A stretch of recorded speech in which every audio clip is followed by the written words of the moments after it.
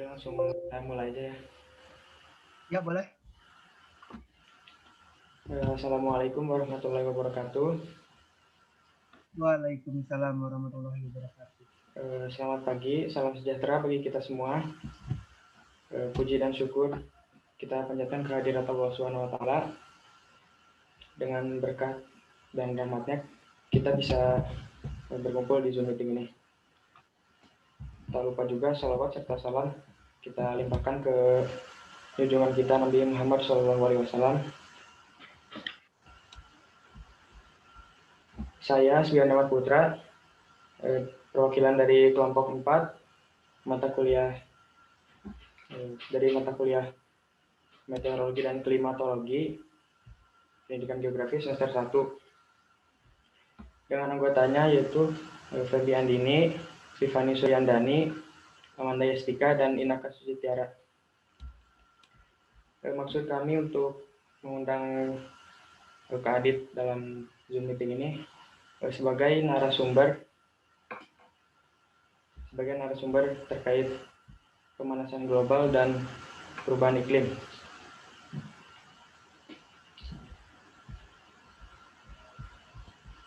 Mungkin perkenalan dulu ya dari Kak Adit.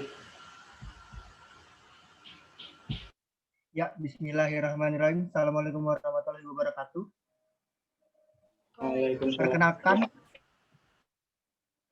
Perkenalkan, nama saya Aditya Ramadan. Saya sekarang semester 5 di program studi pendidikan geografi. Saya angkatan 2018, 2 tingkat di atas kalian. Ya, terima kasih kepada teman-teman Geografi 2020 yang sudah mempercayai saya untuk menjadi narasumber untuk diskusi tentang mata kuliah meteorologi dan klimatologi. Ini Pak Budi atau Bu Dahlia dosen? Pak Budi.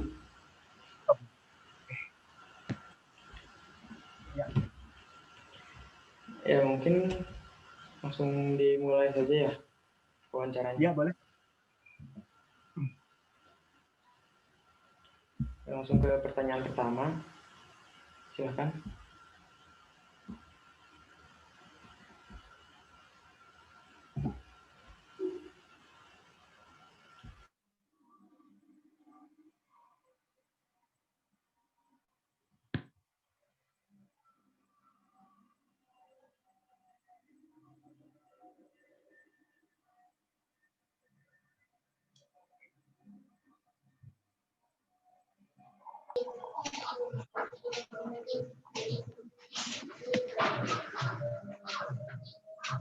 Baik, pertanyaan pertama. Saya Rifani Suryandani. Menurut pendapat Kakak, apa itu global warming dan apa penyebab global warming yang paling berpengaruh pada perubahan iklim? Terima kasih. Baik, global warming itu kan pemanasan global. Pemanasan global merupakan salah satu gejala terjadinya perubahan iklim. Pemanasan global dan perubahan iklim bukanlah isu yang jauh dan asing di telinga masyarakat Indonesia. Pemanasan global sendiri terjadi ketika meningkatnya suhu rata-rata global atau permukaan bumi. Penyebab dari global warming tersendiri yaitu yang pertama efek rumah kaca.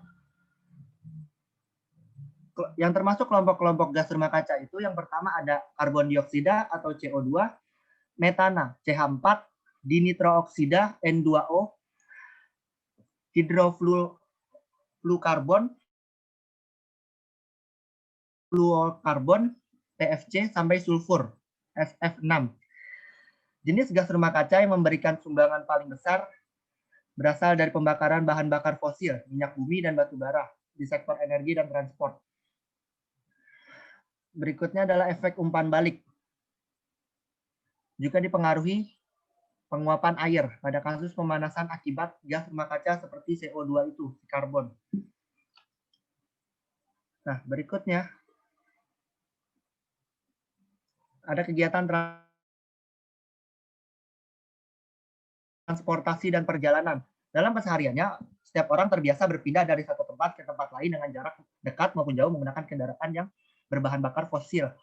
Ketika bahan bakar fosil ini menyuplai panas dan memberi tenaga pada mesin, maka mesin akan melepaskan tenaga atau asap polutan ke udara. Nah, ini yang menyebabkan gas karbon itu dia terperangkap di atmosfer bumi dan dia tidak bisa terlepas ke luar bumi. Nah, berikutnya yaitu ada kegiatan industri. Kadar karbon yang dihasilkan akibat kegiatan industri ini cukup besar dalam 150 tahun terakhir. Karbon dioksida, metana, dan nitrogen dioksida yang telah menyebabkan peningkatan suhu bumi selama 50 tahun terakhir. Yang selanjutnya adalah penggundulan hutan. Mulanya hutan mencakup sepertiga dari luas daratan bumi. Sekarang luas hutan itu semakin berkurang karena untuk kebutuhan pemukiman dan sebagainya. Dunia kehilangan sekitar 14,5 juta hektar hutan setiap tahunnya. Ini disebabkan oleh pembukaan lahan yang secara ilegal oleh manusia. Misalnya pembukaan lahan dengan cara penggundulan hutan atau dibakar. Nah, itu asap dari pembakaran hutan sendiri itu dia akan juga terperangkap di atmosfer bumi, dia tidak bisa terlepas keluar bumi. Itu juga menyebabkan yang namanya gas efek rumah kaca. Hutan Amazon dan hutan Indonesia penyumbang terbesar di dunia mengalami kebakaran hutan terparah yang menyebabkan perubahan iklim dan pemanasan global. Yang berikutnya yaitu ada penggunaan listrik berlebih. Memproduksi listrik itu membutuhkan bahan bakar yang kemudian melepaskan gas. Nah, semua bentuk pembangkit listrik memiliki dampak lingkungan pada udara, air, dan tanah kita. Dari total energi yang dikonsumsi ada sekitar 40% yang menjadi penyebab pemanasan global. Yang berikutnya ada produksi ternak. Produksi ternak itu juga bisa dikatakan sebagai penyebab perubahan iklim karena seperti peternakan sapi itu ketika sapi membuang gas, itu gas yang dihasilkan sapi itu juga akan menyebabkan udaranya terperangkap di atmosfer bumi. Kemudian untuk dari kotoran sapinya juga, kotoran-kotoran hewan ternak, jika itu tidak dikelola dengan baik, itu juga bisa mencemari tanah dan bisa menyebabkan pemanasan global karena ada kerusakan dari tanahnya itu sendiri. Terus yang terakhir menurut saya yaitu perilaku konsumtif dari masyarakat. Manusia memiliki sifat konsumtif untuk memenuhi berbagai kebutuhan hidupnya. Namun sifat yang berlebihan dalam mengonsumsi barang ternyata juga berdampak buruk. Hal itu dikarenakan penggunaan energi untuk memproduksi barang-barang tersebut. Karena energi itu kan pasti dia ada semacam seperti asap yang terbuang ke udara yang bisa menyebabkan perubahan iklim tersebut dari efek gas rumah kaca. Ya, sekian. Ya, terima kasih ya. Mungkin lanjut ke pertanyaan kedua.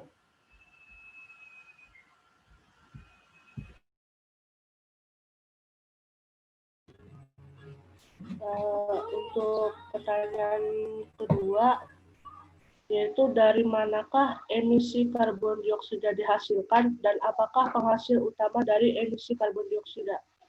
Terima kasih. Emisi gas karbon dioksida.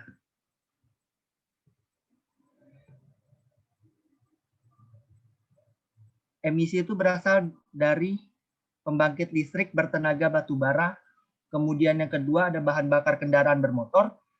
Nah, yang pertama itu tadi pembangkit listrik tenaga batu bara.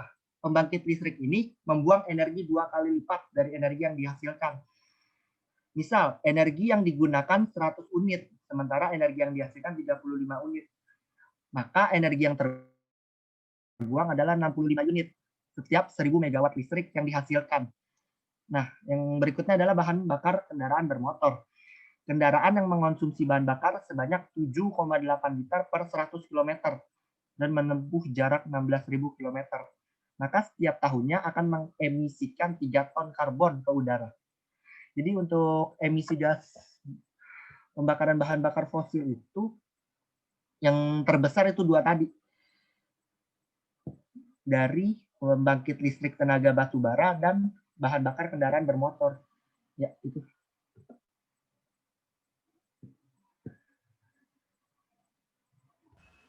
Terima kasih. Lanjut ke pertanyaan ketiga.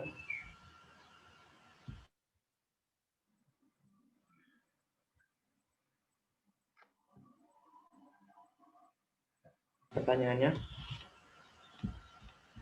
bagaimana dampak nyata dari pemanasan global dan perubahan iklim tersebut? Dampak nyatanya itu yang paling dirasakan adalah menipisnya lapisan ozon.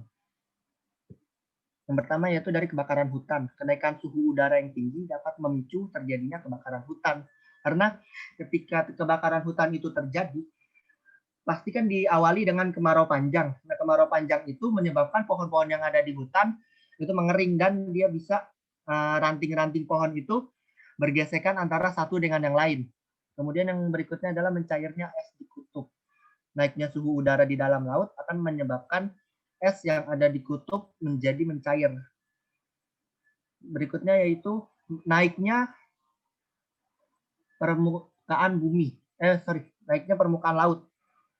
Nah, sudah banyak di beberapa negara yang wilayahnya itu tenggelam oleh laut karena pulau-pulau kecil di sekitaran laut itu sudah terendam oleh air. Nah, itu yang menyebabkan permukaan air laut naik. Karena yang tadi es di kutub itu mencair, lama-kelamaan menyebabkan banjir di wilayah sekitar pesisir pantai. Berikutnya yaitu adanya wabah penyakit. Karena kenaikan suhu global, sistem imun makhluk hidup akan menurun sehingga mudah terserang berbagai penyakit. Selanjutnya ada kabut asap. Pemanasan global meningkatkan suhu di permukaan bumi, memicu terjadinya kekeringan. Seperti yang saya bilang tadi, adanya kebakaran hutan karena ranting-ranting dari pohon yang kering tersebut bergesekan hingga menyebabkan percikan api.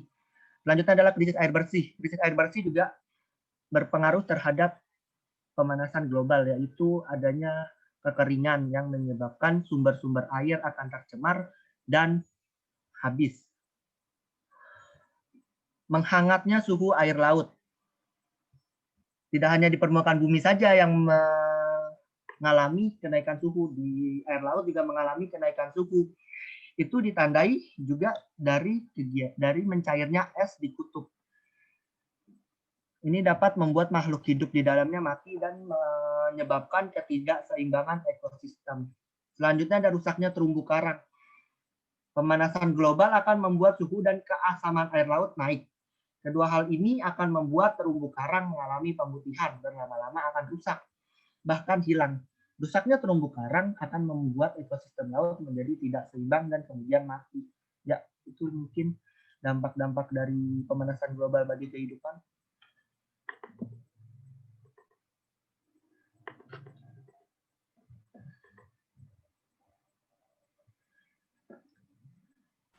Ya, terima kasih, Kak. Selanjutnya pertanyaan pertanyaannya adalah bagaimana cara kita dalam menghadapi dampak global warming tersebut?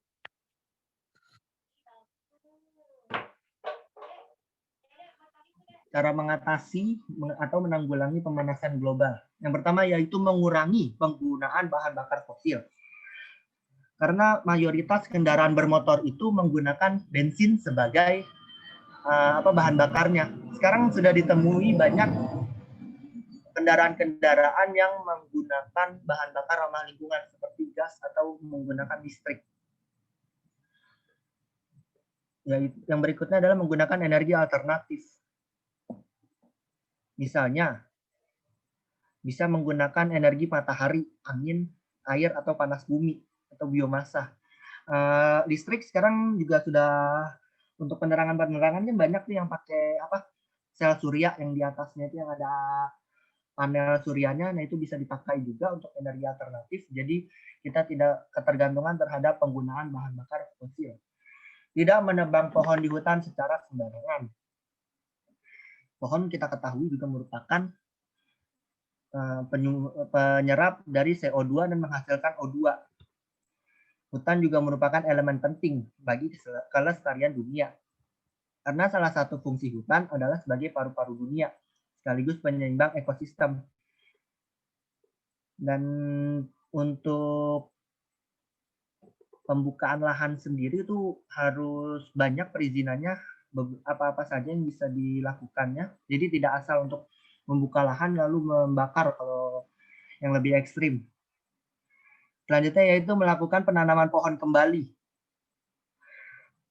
Pohon dan jenis tumbuhan memiliki peran vital membersihkan udara sebab tumbuhan memiliki klorofil, mempunyai kemampuan untuk mengolah air, sinar matahari, karbon dioksida, dan unsur-unsur lainnya. Oksigen merupakan faktor penentu kehidupan seluruh makhluk hidup yang ada di bumi. Karena itu, pohon sangatlah penting bagi kehidupan yang ada di bumi. Melakukan penghematan listrik. Sekarang sudah banyak kampanye-kampanye yang dilakukan untuk menghemat listrik. Yang paling sering itu adalah matikan lampu selama 1 jam. Bisa untuk di rumah, mungkin ketika tidak menggunakan TV, bisa dimatikan atau dicabut juga saklarnya. Kalau tidak menggunakan AC pun bisa dicabut juga saklarnya, karena setiap kabelnya dicolokin ke saklar itu, bisa memakan 1 watt per jam. Nah, itu bisa dibayangkan 24 jam saja sudah 24 watt. Dikalikan 1 bulan, sudah cukup banyak. Tidak menggunakan alat-alat yang menghasilkan gas GFC. Misal, kalian untuk menggunakan Stella itu kan yang pewangi ruangan kan ada tuh yang semprot. Nah, itu juga dikurangi penggunaan itu karena itu menyemprotkan gas ke dalam ke udara itu sendiri. Mengurangi penggunaan AC atau air conditioner. Memperbaiki kualitas kendaraan dengan uji emisi. Sekarang kan sudah mulai ditinggalkan untuk kendaraan 2 tak seperti motor Vespa itu kan sekarang kan sudah banyak yang 4 tak, sudah Vespa Matic, bukan Vespa seperti zaman dulu yang mengeluarkan asap cukup banyak. Nah, sekarang asapnya tidak terlalu banyak seperti mesin 2 tak. Sekarang motor lebih banyak mesin yang menggunakan 4 tak karena 4 tak itu pengolahan bahan bakarnya itu lebih lama dia untuk dikeluarkannya itu, diproses oleh mesin. Menerapkan sistem budidaya, peternakan, dan pertanian yang baik. Pengolahan dari kotoran-kotoran ternak, dan asal tidak membuang ke tanah atau sumber air lainnya yang menyebabkan adanya kerusakan-kerusakan di sekitar. Melakukan 3R. Reduce, reuse, dan recycle. Reduce itu melakukan penghematan dan mengurangi sampah. Misalnya bisa melakukan penghematan penggunaan tisu dan kertas yang terbuat dari kayu.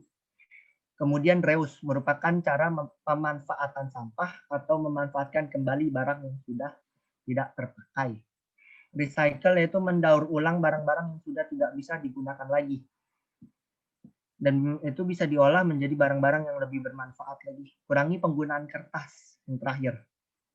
Pemakaian kertas yang berlebihan merupakan salah satu penyebab besar mempengaruhi pemanasan global. Karena dengan banyak proses penggunaan kertas, maka akan banyak pohon yang juga ditebang. Ya, itu mungkin beberapa cara untuk mengatasi pemanasan global. Ya, terima kasih. Selanjutnya pertanyaan terakhir.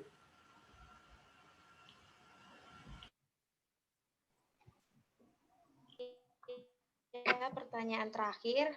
Apa pesan kakak untuk generasi sekarang dan yang akan datang mengenai pemanasan global dan perubahan iklim tersebut?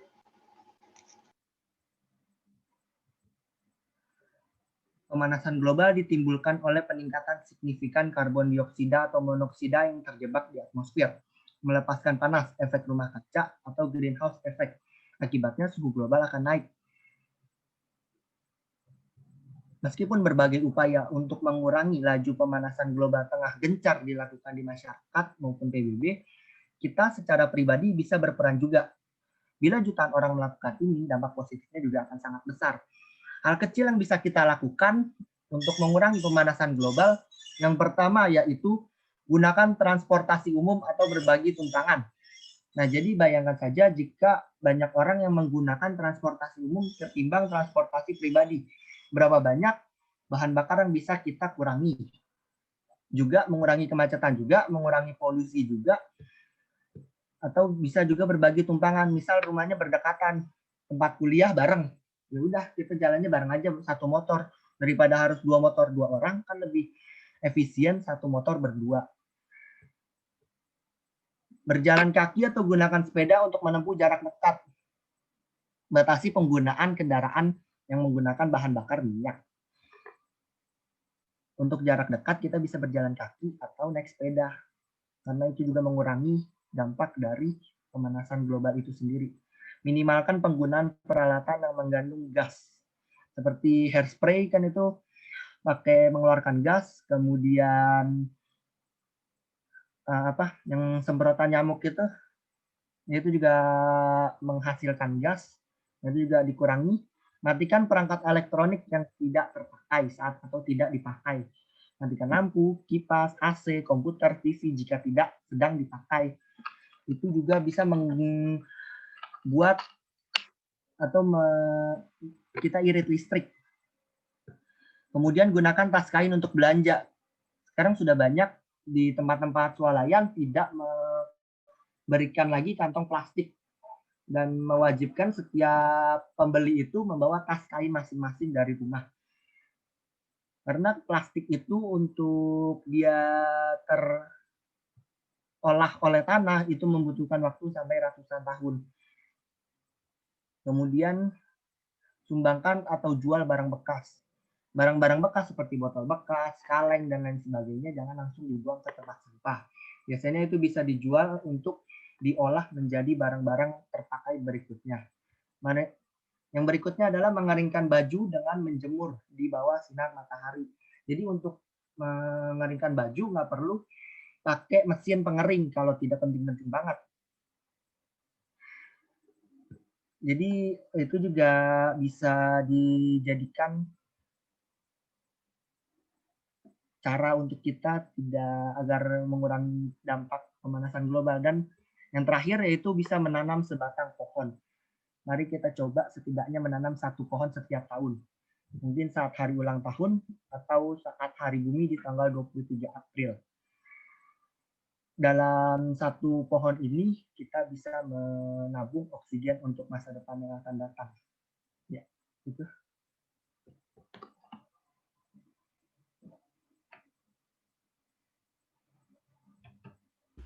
Ya, mungkin itu cukup. Ya, terima kasih. Jadi dapat disimpulkan ya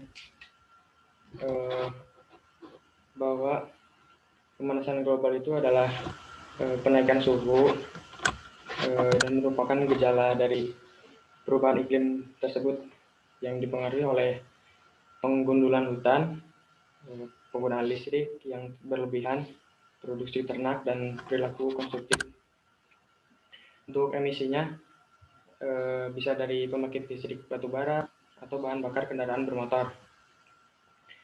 Dan untuk dampaknya seperti lapisan ozon yang menipis sehingga menyebabkan kebakaran hutan, naiknya suhu permukaan air laut, naiknya juga permukaan laut karena mencairnya es di kutub utara dan kutub selatan, dan juga wabah penyakit dan krisis air bersih. Dan juga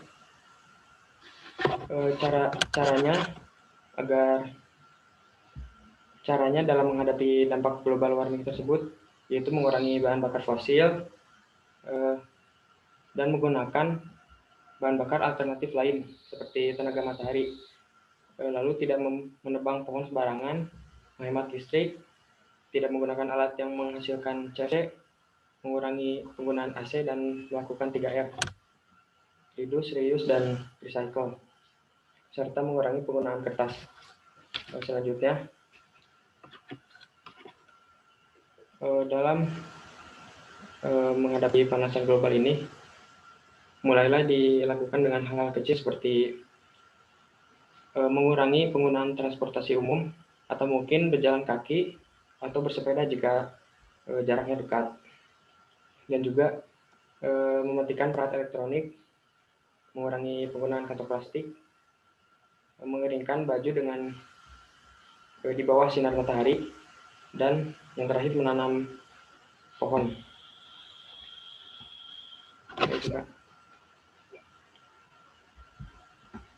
Mungkin sekian ya. Terima kasih atas ketersediaannya untuk menjadi narasumber. Mungkin ada tambahan? Ya, cukup. Silakan ditutup. Cukup ya. Ya. Ya, terima kasih. Assalamualaikum warahmatullahi wabarakatuh. Waalaikumsalam warahmatullahi wabarakatuh. Saya keluar ya. Ya Kak, terima kasih Kak. Ya, sama-sama.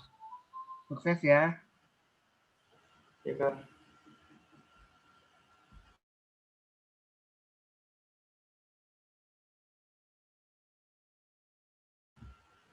Terus ini gimana lagi?